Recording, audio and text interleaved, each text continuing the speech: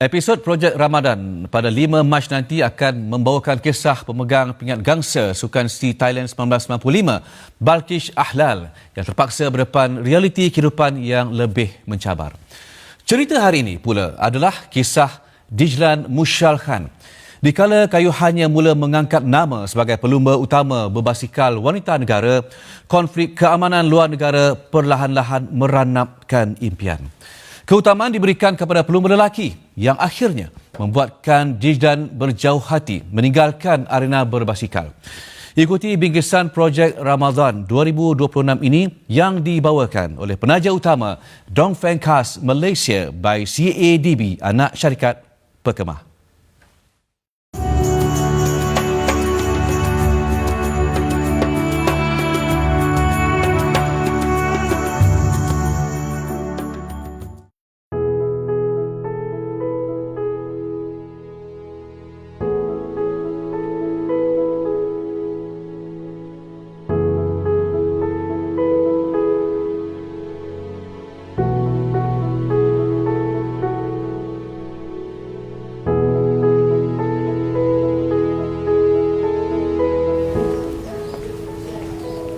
Dalam keberkatan bulan Ramadan, kita menemui makna sebenar, makna memberi tanpa syarat dan makna memahami tanpa menghakimi.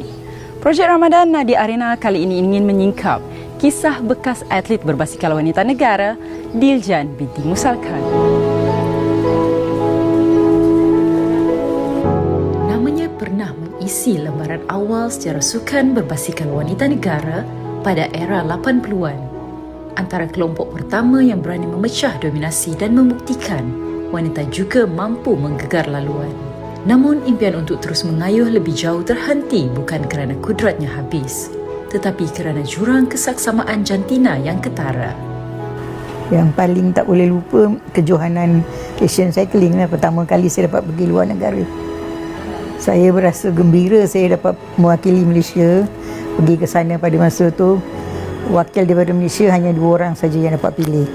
Salah seorangnya saya, dan saya ambil acara track, acara lebuh raya. Saya lepas saya balik tahun 82, saya masa stay lagi, saya main lagi. Tahun 83 ada perlumbaan di luar negara, tapi saya tak dihantarnya dengan alasan dekat Malaysia perlumbaan dekat tempat yang kita nak pergi tu luar negara. Negara tu ada rusuhan, dia tak nak bagi kita pergi ke sana. Lepas tu kita tak pergi ke sana lah. Terus dia berhentikan tak pergi. Kemudian 2 tahun lepas tu dia nak ada pilihan lagi nak pergi, dia tak hantar saya lagi. Dia kata susah nak pergi sebab dekat luar negara perempuan tak ada. Habis saya tahun 84 tu saya rasa give up lah, saya tak nak main lagi. Pasal saya tak mau dia hantar pergi, saya tak nak pergi. Ya, pelumba lelaki semua pergi, pelumba perempuan tak pergi. Susah nak katalah, dia kata, hanya saya dapat alasan yang dibagi kat saya, dia kata pelumba perempuan tak ada. Luar negara ada rusuhan, perempuan tak perlu pergi, yang perginya hanya lelaki. Itu saja.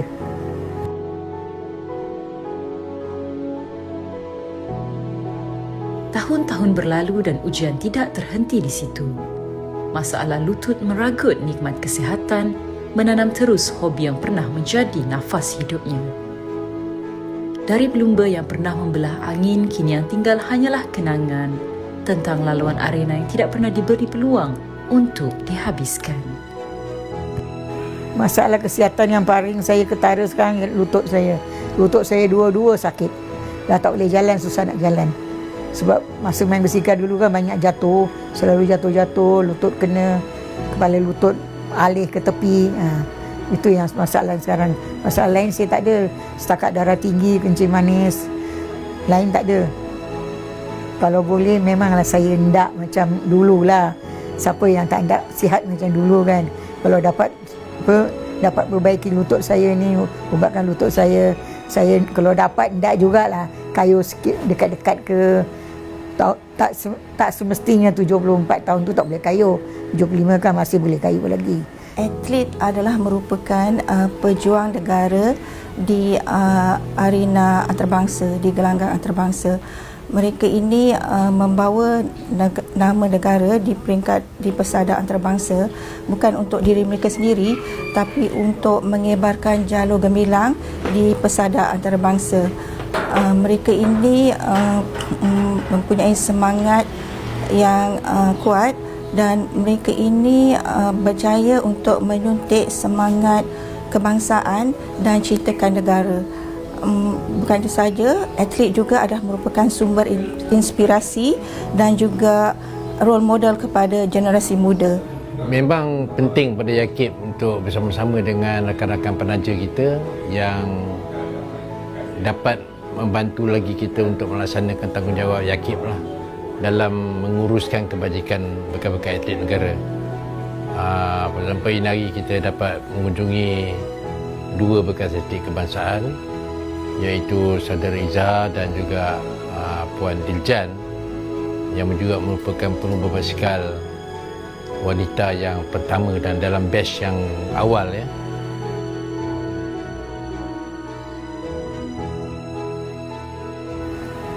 Di bulan yang penuh barakah ini, nilai kemanusiaan harus mendahului segalanya. Ustaz Zainuddin untuk Projek Ramadan, Nadia Rena. Terima kasih. Terima kasih juga. Ucap.